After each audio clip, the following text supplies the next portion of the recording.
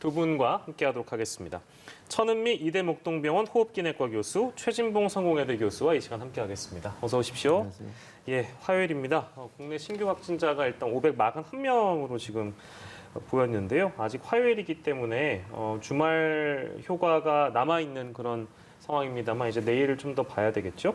근데 정부가 지난주 확진자하고 이번 주 지난주 확진자 수가 이제 감소하는 추세를 보였다 이런 이제 평가를 하면서 이번 주가 결국에는 유행의 어떤 재확산을 가르는 진정한 분기점이 될 것이다 이런 평가를 하고 있거든요. 위험 요소라고 생각할 만한 부분은 어떤 부분들이 좀 있을까요, 교수님? 네, 이제 지난 주말에 양성률이 많이 높았습니다. 거의 4%까지 올라갔었고요. 오늘까지는 아마 주말 효과가 있을 겁니다. 5월이기 때문에 가정의 달이라 이제 개인적 네네. 가족 모임이 많을 거기 때문에 가장 위험 요인이 되고요. 또 변이 바이러스가 아마 생각보다 더 확산세가 빠른 거를 정부도 이제 아신 것 같습니다. 그렇다면 개인적 접촉을 위해서 통해서 뭐 당연히 이런 변이 바이러스가 확산이 될 거고 지금 보시면 사상자, 아까 사망자가 나오고 있어요. 오늘도 6명이 나오셨습니다. 그 말은 아직도 효과적인 치료가 지금 되지 않는다는 거죠. 정부 입장에서는 과거의 3차 유행 때를 이제 비교를 하시지만 지금은 그때와는 다르게 다 이제 어느 정도 정착이 되어 있고 예방 접종도 하고 있습니다. 예. 우리가 이제 앞으로는 이게 집단 면역이라는 개념이 어제 조금 다르게 말씀을 하셨지 않습니까? 네. 그러니까 집단 면역이라는 개념보다는 고위험군을 보호하고 그리고 치료 개념으로 조기 진단 개념으로 바뀌어야 된다고 저는 생각합니다. 그래서 먼저 자가 검사 키트도 사용할 수 있게 되었기 때문에 오늘 뭐 강릉의 외국인 노동자라든지 군대라든지 이런 곳에서 사실 많이 나오는 이유가 주기적으로 검사가 안 돼서 그러세요. 저번에 요양원 사례를 보시면 PCR 검사를 27일 날 했는데 다 음성이셨거든요. 예. 그런데 그 다음에 바로 증상이 5명 있어서 3명 검사에서 신속 자가 검사 키트에서 양성이 나왔었죠. 그래서 PCR 검사를 했습니다. 그런 식으로 이용을 할 수 있기 때문에 이런 외국인 기숙사라든지 군대나 학교에도 굉장히 도움이 될 수 있고 우리 국민들도 이제 5월에 피치 못해서 모임을 했어요. 그럼 모임 후에 증상이 없더라도 일주일에 1, 2일 간격으로 2번을 하시게 되면 증상이 있을 때는 80% 이상, 무증상도 50% 이상 감별을 해낼 수 있거든요. 예. 그렇게 되면 스스로 검사를 할 수 있게 되고 그럼 검사를 하더라도 알리지 않는 분들이 있을 겁니다. 분명히 그걸 이제 무서워하시잖아요. 근데 알리게 하기 위해서는 유도를 하셔야 돼요. 정부에서 진단을 바로 하면 뭔가 치료를 적극적으로 해준다는 개념이 있으면 신고를 할 수밖에 없거든요. 그런데 제가 왜 이 말씀을 또 드리냐면 지금 사망자가 6명이 나오셨는데 그중에는 분명히 우리가 치료를 조기에 들어갔다면 사망하지 않았을 겁니다. 지금 제 환자분들도 보면 2주 후에 병원에서 퇴원한 후에 그냥 음성이 나오면 퇴원을 시키시는 거예요. 근데 그분들 중에는 많은 분들이 후유증을 갖고 있어요. 그래서 다시 재입원을 하셨고 중환자실에 가시고 사망을 하시게 되는 거죠. 그래서 지금 항체 치료제를 제가 저번에도 말씀을 드렸는데 아직까지 정부에서 이걸 조금 미국 같은 경우는 공익 광고를 하고 있습니다. 그러니까 입원하기 전에 코로나19 진단을 받으시면 바로 의사한테 전화해서 예약을 하세요.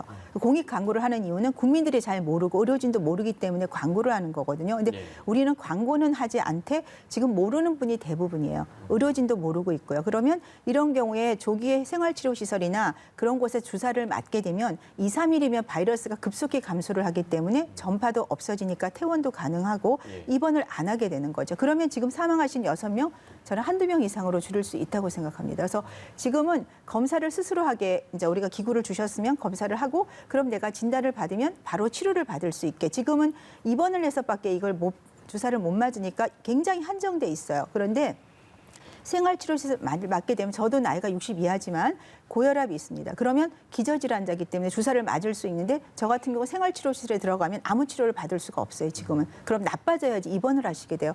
그런 과정을 겪지 않게 외래 베이스로 우리가 치료를 받을 수 있게 정부가 좀 해주시기를 제가 한 3개월째 부탁을 드리고 있는데 조금 좀 진지하게 고려를 해주시고 국민들이 만일에 확진이 되더라도 치료를 제대로 받을 수 있다면 많은 국민들이 안심을 하실 거고 백신을 맞을 때까지 충분히 기다릴 수 있습니다. 또 백신을 맞더라도 돌파 감염이 요새 또 얘기가 되고 있지 않습니까? 돌파 감염에도 항체 치료제가 효과가 있어요. 변이에. 그래서 그러한 여러 가지를 고려해서 저는 조기 진단, 조기 치료 개념으로 정부의 방역 정책이 좀 바뀌었으면 좋겠습니다. 네, 교수님께서는 주기적인 검사와 또 빠른 치료에 대해서 강조를 해주셨는데 조금 더 심도 깊은 논의가 이루어져야 될 것 같습니다. 그리고 저희가 상황 진단을 할 때 주요 지표로 감염 재생산 지수를 이야기했었잖아요. 이 부분은 1 이하로 떨어진 상황입니다. 하지만 지금 또 우려가 되는 부분이 변이 바이러스인데 지금 변이 바이러스가 전체 확진자의 14.8%를 차지하고 있는 상황이더라고요. 이게 얼마나 심각한 겁니까? 한 2, 3주 전에는 한 자릿수였어요. 그래서 근데 변이 바이러스라는 것이 우리가 일반적으로 생각하는 것보다 훨씬 확산이 빠릅니다. 인도가 한 지역이 원래 70%가 자연적으로 병을 알아서 집단 면역이 됐었는데 예. 인도 변이가 시작되니까 지금 하루에 40만 명씩 나오죠. 예. 지금 2주간의 그 감염자 수가 몇 개월 감염자 수 더 많다는 얘기가 나올 정도로 국내에도 변이 바이러스 확산 속도가 생각보다 굉장히 빠를 겁니다. 지금 지방에서만 나오는 것처럼 되어 있지만 수도권에도 상당히 많을 거라고 생각하고요. 예. 정부가 더 많이 검사 건수를 늘린다면 더 많을 거고 변이가 왜 문제가 되냐면 전파력이 높은 거예요. 치사율은 지금 차치하고라도 인도 변이가 이중 변이라고 되어 있지만 이중 변이가 아니고 얘는 13개의 변이를 갖고 있어요. 근데 이중 변이라고 하는 이유는 캘리포니아 변이가 들어있고요. 캘리포니아 변이가 전파력이 20% 높다고 되어 있습니다. 또 하나는 남아공 변이가 같이 들어가 있어요. 예. 남아공은 전파력도 높지만 치사율도 높죠.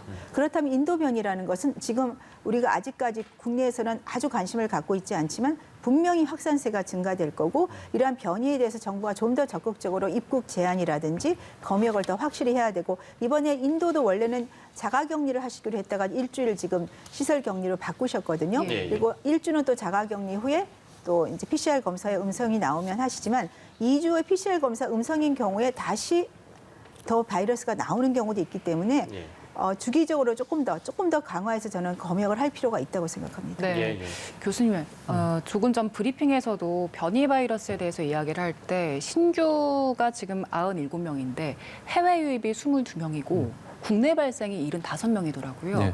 그러면 이게 국내에서 지금 제대로 관리가 되지 않고 있다는 의미일 것 같기도 한데 어떤 조치가 필요하겠습니까? 일단 변이 바이러스 같은 경우에는 지금 확산세가 엄청나게 크잖아요. 예. 다른 바이러스에 비해서. 그리고 지금 정부가 추적을 하고 있지만 모두 다 찾아낼 수 있는 상황은 아니라고 보여져요. 그렇기 때문에 사실은 변이 바이러스는 그냥 일반 코로나 바이러스든 가능한 모든 바이러스가 전파되는 걸 차단하는 방법밖에 없다고 저는 생각해요. 사실은 찾아보고 나서 변이 바이러스를 찾아내긴 하지만 그 전에 이분이 변이 바이러스에 감염이 됐는지 그냥 코로나 일반 바이러스 처음 바이러스에 감염이 됐는지 이건 모르는 거 아니겠어요? 그러니까 가장 중요한 건 저는 감시를 강화해서 가능한 한 차단할 수 있는 방법들을 찾아낸다고 저는 생각을 해요. 그러니까 조금 더 철저하게 감염된 분들을 좀 분리하고 그분들이 어디서 감염된지 하는 걸 찾아내는 노력을 계속 해야 되겠죠.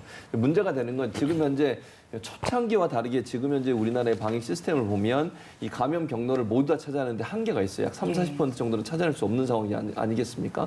그게 이제 문제라고 보여지는데 이걸 좀 더 높일 수 있는 방안들을 저는 찾아낸다고 생각을 하고요. 그리고 어느 누가 감염이 됐든 그 감염의 고리를 어떻게 찾아내느냐가 중요하기 때문에 그 부분을 좀 더 집중적으로 분석하고 찾아내는 게 필요하다. 왜냐하면 어느 분이 물론 어느 분을 찾아냈을 때 그분이 변이 바이러스 걸렸으면 추적해서 그 변이 바이러스의 근원을 찾아낼 수 있지만 당장 우리가 그 모든 것이 어느 분이 변이 바이러스에 걸렸는지 모르기 때문에 네. 바이러스 감염을 차단할 수 있는 방법의 모든 부분들을 좀 강화시킬 필요가 있다. 그것이 변이 바이러스를 차단하는 하나의 방법이 될 수 있다고 봅니다. 네, 변이 바이러스 얘기 저희가 해봤고요. 이제 그 5월 가족의 달이라서 아무래도 모이시는 분들 많으실 것 같은데 뭐 지금 가족 증명서를 준비해야 된다는 보도가 많이 잇따르고 있어서 관련 서류가 실제 필요한 사례들이 많이 있을 것 같습니다. 어떤 내용을 좀 정리해 주시겠어요? 어떤 내용이냐면 어린이날, 어버이날 되면서 5월 되면 가족 모임들이 많아지잖아요. 그래서 일시적으로 가족 모임들을 허용하는 쪽으로 방향을 바꿨어요. 그러니까 5인 이상을 원래 원칙적으로 모이면 안 됩니다. 그러나 가족 같은 경우에 몇 가지 종류가 있는데요. 예컨대 이렇습니다. 거주 공간이 같은 가정 구성원, 예. 그리고 직계 가족하고 직계 존비속. 이 경우는 이제 가족을 증명해야 될 서류가 필요하잖아요. 그래서 예. 보통 이제 가족관계 증명서나 주민등록 등본을 요구할 수 있다고 되어 있어요. 식당 같은 데서 들어올 때 8명 이상 앉고 싶다 하면 가족인 걸 증명해 달라고 하면서 가족관계 증명서나 주민등록 등본을 지참해야 될 필요가 있고요. 예. 또 노인이나 아동이나 장애인들의 돌봄이 필요한 경우도 8명까지 가능하고요. 예. 임종 경우, 임종 시에 가족이나 지인 모임도 8명까지 가능하고요. 상견례 모임 있지 않습니까? 상견례 같은 경우도 양쪽 가정이 모이기 때문에 예. 이 경우도 같이 8명이 가능하고 그다음에 6세 미만의 영유아를 동반하는 경우도 가족 모임이 가능한데 아까 말씀드린 것처럼 8일까지 가능하지만 이걸 증명할 수 있는 가족관계증명서나 주민등록번호를 반드시 지참해야 된다. 예, 예. 식당에서 그걸 요구했는데 보여주지 않으시면 증명을 안 하면 8명 이상 앉을 수가 없습니다. 그래서 꼭 가시게 되면 가족 모임 하러 식당에 가실 때는 꼭 이 서류를 들고 가셔서 증명을 받으시고 8명까지 식사가 가능하다는 거 말씀드릴 수 있습니다. 네, 저희 그리고 백신 이야기도 나눠보겠습니다. 네. 정부가 코로나 백신 접종에 속도를 내고 있는 상황인데 지금 올해는 상반기에 1차에 1,300만 명 그리고 2차에는 532만 명의 접종을 완료한다. 이런 목표를 밝혔는데요.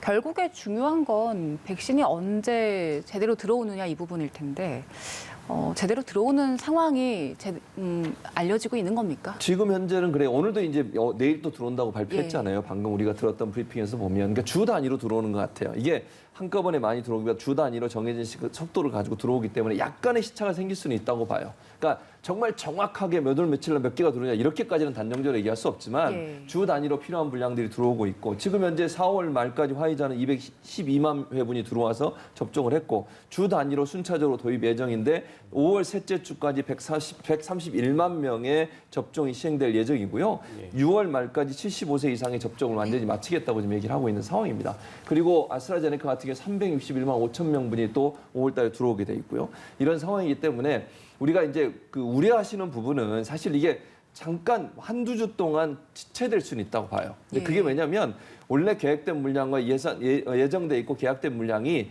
약간의 시간의 차가 생길 수 있어요. 왜냐하면 공급이 지금 잘 아시는 것처럼 전 세계적으로 상당히 어렵잖아요. 우리나라뿐만 아니라 아스트라제네카나 파이자나 이런 나라들에서 공급하는 물량들이 약간의 시간의 지체가 있기 때문에 네. 약간의 차이는 있을 수 있지만 주 단위로 계속 들어오는 상황에서 지금 방역당국이 밝히고 있는 것은 원래 계획된 물량이 그 기간 안에 예컨대 6월 말 5월에서 6월 말까지 들어오게 되고 매주 일정량 공급이 되기 때문에 접종 받으시는 큰 문제가 없다. 예, 예. 하루 이틀 정도의 차이는 있을 수 있지만 크게 문제가 되질 않는다고 지금 밝히고 있는 상황입니다. 네, 예. 그리고 2분기 접종 대상을 또 확대한다고도 밝혔네요. 네, 그렇습니다. 2분기에 이제 더 많이 늘어나기 때문에 연세가 많으신 분들의 접종을 좀 확대하겠다고 그랬어요. 그래서 원래 계획보다 더 많은 사람들이 2분기 안에 맞을 수 있도록 하겠다는 게 계획이고요. 원래 계획보다 지금 화이자 같은 경우도 더 많이 들어오게 돼 있잖아요. 그리고 코백스 퍼실리티에도 들어오는 양도 있기 때문에 이 양이 좀 더 늘어나는 그런 계산이 가능하기 때문에 원래 계획된 것보다 더 많은 백신을 구입하게 됐고 그것이 결국은 2분기 안에 더 많이 접종할 수 있는 기회를 가져왔다 이렇게 볼 수 있겠습니다. 예, 그 대통령께서는 이제 계획 이상으로 백신 접종이 원활하게 이루어지고 있다라는 평가를 해주셨고, 이제 정은경 본부장의 경우에는 이제 미리 어떤 내용들을 고지하거나 상세하게 안내해드리지 못한 부분에 대한 이제 송구하다는 말씀을 주셨는데 현재까지 백신 접종 상황이나 어떤 수급 상황에 대해서 어떻게 좀 평가하시는지 들어보고 싶은데요. 어떻게 좀 평가하십니까? 백신이 지금 이제 300만 명은 접종을 하셨고 지금은 이제 사회 필수 인력들이 접종을 하고 계시고 정부가 2분기에 1,300만 명을 하신 거는 60세 이상으로 더 연령을 늘렸습니다. 60세부터 75세까지가 상당히 많은 연령이 있으셔서 그분들을 대상으로 이제 아스트라제네카 접종이 될 것 같습니다. 그리고 화이자 백신은 이제 500만 명분은 원래가 계획을 하셨던 분량이기 때문에 네. 한 번에 들어오는 것은 아니고 순차적으로 매주 이제 수요일 날 들어올 물량이어서 뭐 계획대로만 들어온다면은 75세 이상 화이자 접종이 가능하실 것 같고요. 나머지 아스트라제네카 백신은 사실은 저는 공급이 될 거라고 생각합니다. 아스트라제네카 백신 물량 자체는 충분히 들어올 수 있는데 저는 뭐 조금 지금 말레이시아 같은 경우가 60세 이상에서만 아스트라제네카 백신을 접종을 하거든요. 예. 그런데 이제 자율적으로 동일하다 보니까 좀 노쇼가 많은 것 같아요. 그래서 접종률을 높이기 위해서 누구든지 예약하시는 분은 접종을 하게 하니까 예약이 다 찼습니다. 그 말은 백신은 지금 세계적으로 보시더라도 미국 같은 경우도 30% 접종 후에는 지금 그게 감소하고 있어요. 그거는 자발적인 동의가 굉장히 중요하거든요. 근데 정부가 지금까지 접종하신 분들은 대부분 좀 의무적으로 맞으셔야 되는 분들이 많았습니다. 근데 앞으로는 자발적으로 맞으시는 분 동의를 끌어내기 위해서는 뭔가 정부가 조금 더 국민들에게 공감을 갈 수 있는 그런 쪽으로 저는 뭔가 좀 정책을 해야 된다. 예. 그러니까 지금처럼 해외여행을 가시길 원하는 분들이나 예. 아니면 해외 출장이 있거나 자녀분을 만나러 가시는 분들은 본인들이 선택을 해서 맞으실 거기 때문에 예, 예. 전 그런 분들한테 조금 더 자발적으로 먼저 맞을 수 있는 기회를 주시고 그리고 60세 이상도 본인이 동의하시는 분들 지금 의무적으로 맞으시는 분들에 대해서도 본인이 동의하는 분들이 한해서 먼저 접종을 하는 것이 저는 접종률을 더 높일 수 있지 않나 생각합니다. 네, 청 교수님께서는 그 노쇼에 대한 이야기도 해주시면서 접종률을 높일 수 있는 방법을 좀 이야기해 주셨는데 그래서 지금 우리 정부에서도 예방접종을 받기 위한 그 예비 명단에 있는 분들 위해서 또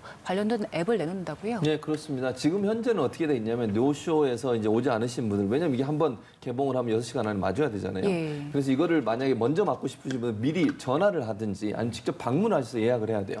그러면서 기다렸다가 전화 오면 바로 가서 맞아야 되는 상황인데 이게 불편함이 있잖아요. 병원도 직접 찾아가야 되고 아니면 전화로 하든지 아니면 직접 찾는 둘 중에 하나 방법인데 이걸 애플리케이션을 만들어서 희망자가 원하면 애플리케이션에 신청을 하는 거예요. 예. 그러면 혹시 이제 노쇼, 그러니까 나오지 않으신 분, 예약해놓고 오지 않으신 분이 생겼을 경우에 바로 애플리케이션에 등록한 분들에게 연락을 해서 바로 맞으실 수 있도록 하는 이런 방법을 쓰겠다는 거면 저는 이게 상당히 유용하다고 생각을 해요. 그렇게 네. 되면 누구나 휴대전화 갖고 있으니까 네. 스마트폰 통해서 본인이 원하는 시간에 원하는 경우에 맞을 수 있는 거 아니겠어요? 그리고 이 기능에 또 뭐가 다른 게 들어있냐면요.